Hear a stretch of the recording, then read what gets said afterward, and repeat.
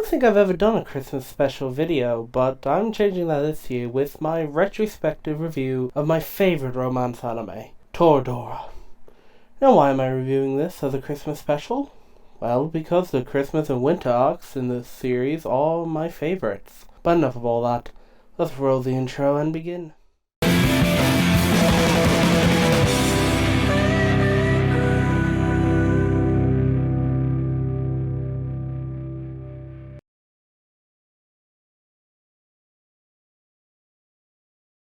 Toradora is my favorite romance anime, and one of my favorite anime ever. But I haven't talked about it much. There's not much to say is the thing. It's an engaging story filled with fun side characters, and one of the best main casts I've seen in an anime, with a well-developed romance that concludes in a satisfying way. I have actually talked about Toradora once.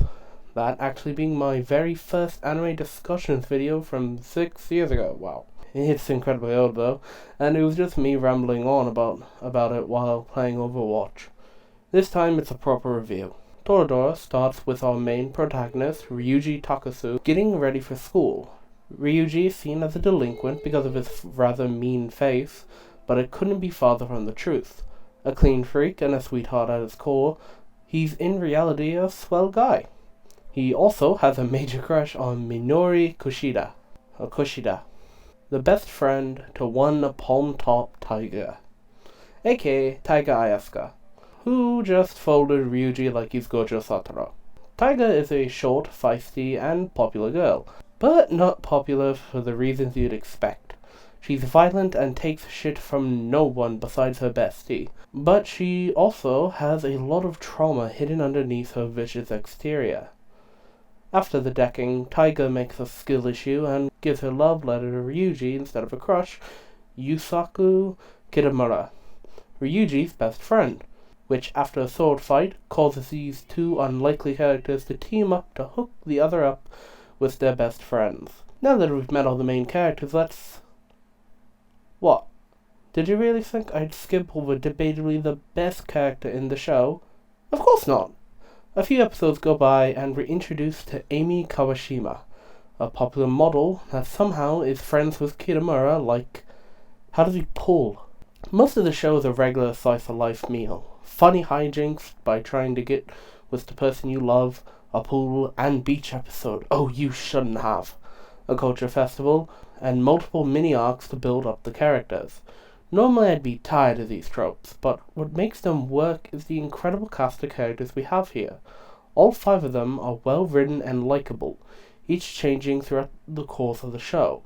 For example, in the beginning, Taiga and Amy hated one another, but by the end they see one another as equals.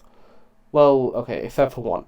Yeah, the only sore spot in this show is easily the Kitamura arc, one so vapid and uninteresting I'm pretty sure most skip it when rewatching the show.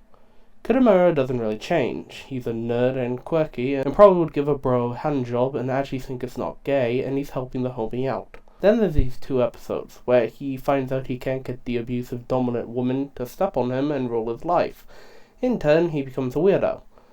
Well, more of a weirdo, and kinda just pisses off for a bit. It's only 2 episodes, so it's easy to skip, but it's the one negative I have about the show, so I have to mention it. The arcs are what makes this show as great as it is. Whether it's a smaller arc like the beach house arc, or a bigger one like the ski trip arc, every one of them is either focused on a certain character or builds up the cast dynamic with one another. The Amy introduction arc gives us a taste of what Amy's character is. The beach house arc gives us more insight on Minori's personality and how she works. The Culture Festival arc gives us more of Taiga's past, her father playing a vital role in how he affected Taiga, her going from never wanting to see him again, to falling for his trick and getting excited to have a father, to only be reminded what kind of person he is. And how distraught just the notion of him coming back causes Minori to go into a blind panic and rage. Which is really funny because he's rather absent in this arc, perfectly describing how terrible of not just a person, but as a father he is. My favorites though are, as I mentioned, the Christmas and ski trip arcs. The Christmas arc focuses more on Minori's struggle to be useful and how conflicted she is on her feelings for both Ryuji and Taiga. because in case you're still denying it, Minori is clearly bisexual. She shows feelings for Ryuji, a bit of Ami, and especially Taiga. Minorin is my second favorite character in the show. She has a wacky energy I enjoy while also having lots of subtext and layers to her. She's both a fun character that is a great foil to Taiga, Ryuji, and Ami, but also a compelling character that has a lot more going on with her under the hood. The Christmas arc is also the confirmation that Taiga actually has feelings for Ryuji, something that has slowly been hinted at since the pool arc, but now it's clearly confirmed. That segues perfectly into the ski trip arc. The characters like Minori and Amy clash in a brilliant moment of tension and payoff built up since Amy's introduction, and where Ryuji pieces together for himself that he also has feelings for Taiga. Of course, this leads into the final few episodes, where the romance between Taiga and Ryuji confront, and they finally admit their feelings, even wanting to run away together. This also leads to the final episode where Taiga disappears and Ryuji learns about his father. It's all great stuff that builds off each arc until everything comes ahead in the final few episodes. It feels satisfying and earned, and the romance is done incredibly well. I've talked about every character but one, my favorite character in the show, and I wanted to dedicate an entire segment just to her, because she's genuinely phenomenal. One of the best characters in the entire romance anime genre, Amy Kawashima.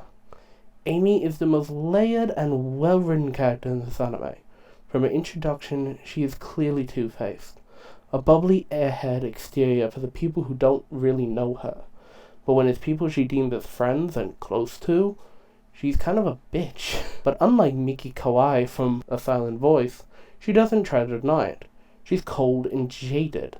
She's seen the worst in people, but doesn't want everyone to know the real her. At least at first. As the show goes on, she slowly shows who she really is, even when everyone else continues to put up masks. And she calls them out on it, because at that point, she no longer purely cares about image and instead embraces that she is flawed and cruel. She's real to herself in a sea of high schoolers obsessed with seeming perfect, when in reality they're vindictive and self-centered. Before Ami would shit-talk people behind their back. But by the final selection episodes, she's willing to openly mock characters like Minorin for playing with her friends' feelings.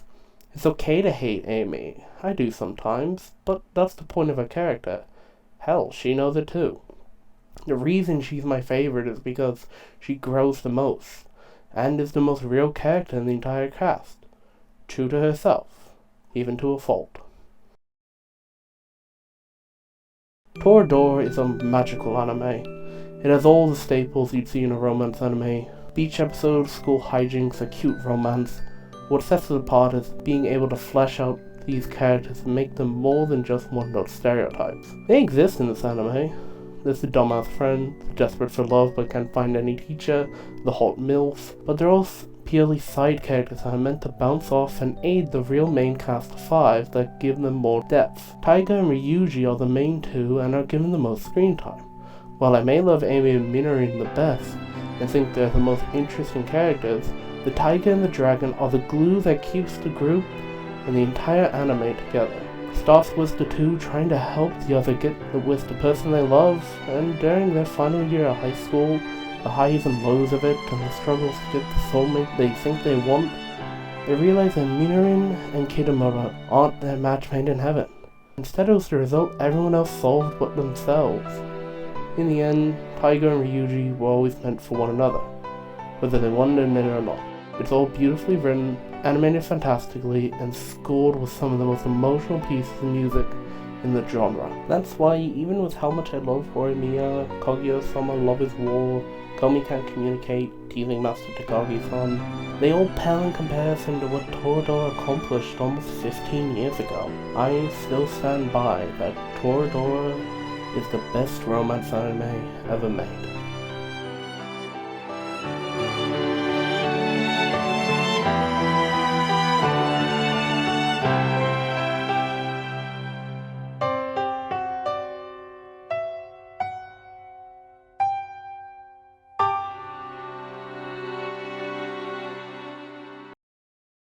Merry Christmas and a happy holidays to everyone. Stay safe, and I'll see you next year in 2024. Till then, I was Blank, other known as TK. Take care.